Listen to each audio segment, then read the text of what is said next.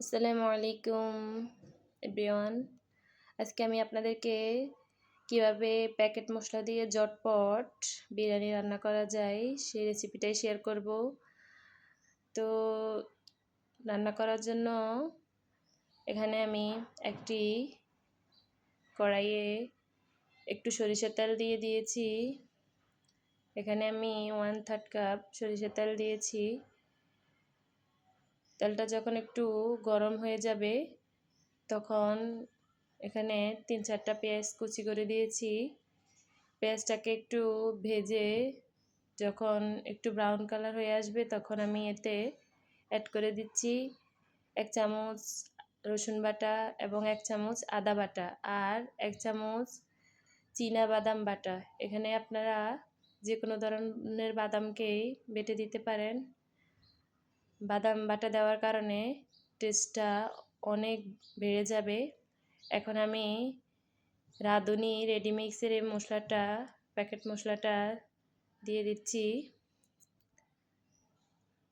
এখন এটাকে একটু নেড়ে ছেড়ে, আমরা তেল একটু কম খেতে পছন্দ করি তাই আমি তেলের পরিমাণটা একটু কমিয়ে দিয়েছি। আর যেহেতু চাউল ভাজতে আবার তেল লাগবে, দু জায়গার তেলের দুটোতেই তেলের পরিমাণে যাতে টোটালি তেল বেশি না হয়ে যায় তাই আমি একটু কমিয়ে দিয়েছি।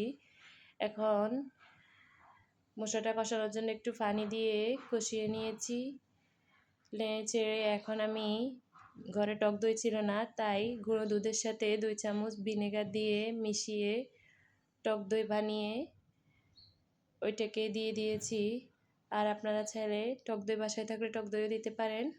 এখন একটু নেড়ে চেড়ে আমি ঢাকনা দিয়ে ঢেকে দেব 4-5 মিনিটের জন্য। 4-5 মিনিট পর আপনাদের স্বাদ অনুযায়ী লবণ অ্যাড করে দিবেন। এখন আরেকটু নেড়ে ছেড়ে আমি আবারও একটু ঢেকে দেব। পানিটা কষিয়ে যখন তেলটা মশলার উপরে বেশি উঠবে তখনই বুঝে যাবেন যে আপনার মশলাটা কষানো হয়ে যাবে। তো এখন আমি আস্ত 3টা কাঁচামরিচ দিয়ে দিয়েছি। আপনারা যারা ঝাল খেতে পছন্দ করেন তারা চাইলে এটাকে ভেঙে টেঙ্গিয়েও দিতে পারেন। মশলাটা কষানো হয়ে গেলে এখন আমি এতে মুরগি অ্যাড করে দিয়েছি। আমি এখানে দেশি মুরগি দিয়ে রান্না করছি। আপনারা চাইলে ব্রয়লার মুরগি বা যে কোনো মুরগির মাংস দিয়ে রান্না করতে পারেন।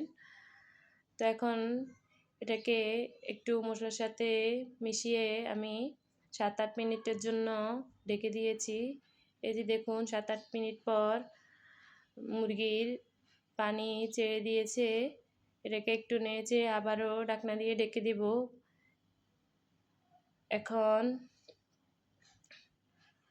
আবারও নেড়ে চেড়ে যখন পানিটা শুকিয়ে যাবে তখন আমি এটাকে তুলে নিব। এখন আমি একটা পাইপ্যানে একটু সয়াবিন তেল দিয়ে দিয়েছি। এখানে আমি 1/3 কাপ সয়াবিন তেল ইউজ করেছি। দিয়ে দিয়েছি 3টা কাঁচামরিচ কুচি।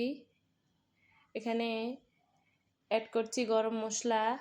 আমি এখানে 3-4 টুকরো দারচিনি আর 4-5টা এলাচ দিয়েছি। এখন এগুলোকে একটু নেড়ে ছেড়ে একটু ভেজে নেব। অবশ্যই খেয়াল রাখবেন পেঁয়াজটা যাতে ব্রাউন কালার হয়ে না যায়। এতে করে যখন পেঁয়াজ যদি লাল হয়ে যায় তাহলে বিরিয়ানির কালার সুন্দর আসবে না, কালার দেখতে ভালো লাগবে না, একটু কালচে টাইপের হয়ে যাবে, লালচে টাইপের হয়ে যাবে।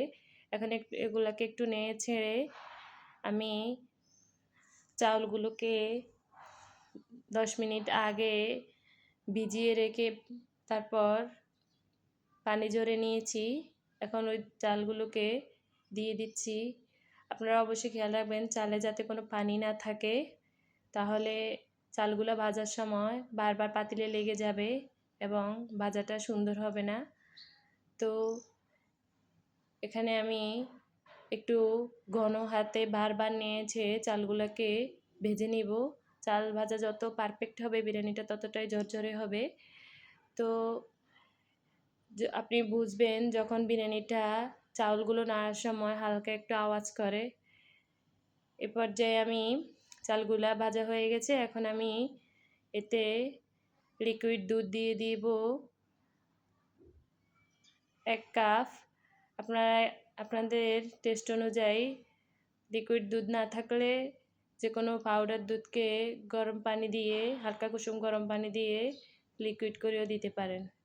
আমি একটু টেস্ট বাড়ানোর জন্য এখানে কয়েকটা কিশমিশ অ্যাড করেছি। এখন যে কাপটাতে করে আমি চাউলগুলো মেপেছি তার দ্বিগুণ থেকে একটু কম পানি দিয়ে দিয়েছি। পানির মেজারমেন্টটা অবশ্যই ঠিক রাখবেন, এতে করে পোলাও ঝরঝরে এবং পারফেক্ট হবে।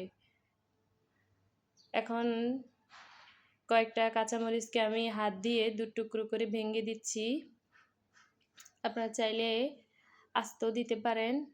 আমি একটু ঝাল বাড়ানোর জন্য এগুলাকে ভেঙে দিয়েছি। ঢাকনা দিয়ে ঢেকে দিব।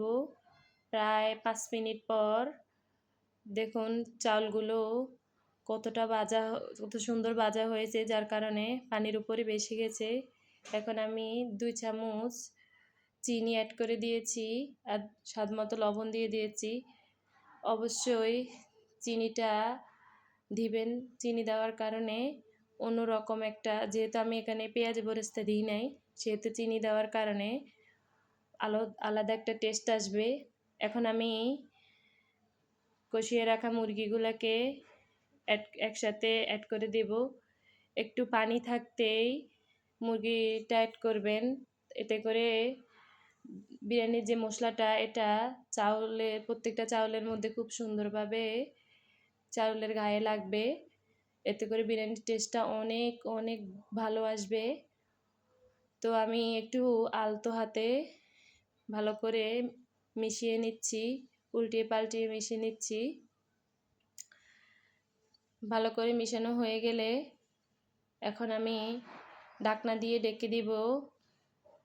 এ পর্যায়ে চুলার হিটটা একদম লো আঁচে থাকবে। তো আমি দেখুন 5 মিনিট পর এটাকে 5 মিনিট পর এসে ঢাকনা তুলে এখন 2 চামচ গোলাপ জল দিয়ে দিয়েছি এবং 1 চা চামচ ঘি দিয়ে দিয়েছি। গোলাপ জল এবং ঘি দেওয়ার কারণে এটার স্মেলটা অনেক সুন্দর একটা স্মেল আসবে। আর আপনারা যারা গোলাপ জলের ঘ্রাণ সহ্য করতে পারেন না, তারা চাইলে এটা স্কিপ করতে পারেন, এটা অপশনাল। এখন আমি নিচের চাউলগুলোকে উপরে চাউলগুলোকে নিচে একটু এপিট ওপিট করে আলতো হাতে একটু নেড়ে ছেড়ে আবারও ঢাকনা দিয়ে ঢেকে দিব প্রায় 7-8 মিনিটের জন্য। এই 7-8 মিনিট পর ঢাকনাটা তুলে নিয়েছি। দেখুন বিরিয়ানিটার কালার কত সুন্দর আসছে। তো এখন আমি প্লেটে সার্ভ করে নেব। তো ভিউয়ার্স, আমার ভিডিওটি যদি আপনাদের ভালো লেগে থাকে তাহলে অবশ্যই একটা লাইক করবেন, চ্যানেলটা সাবস্ক্রাইব করবেন এবং শেয়ার করে অন্যকে দেখার সুযোগ করে দিবেন। তো আজ এ পর্যন্তই, পরবর্তী রেসিপি নিয়ে আবার আপনাদের সামনে হাজির হব। আল্লাহ হাফেজ, আসসালামু আলাইকুম।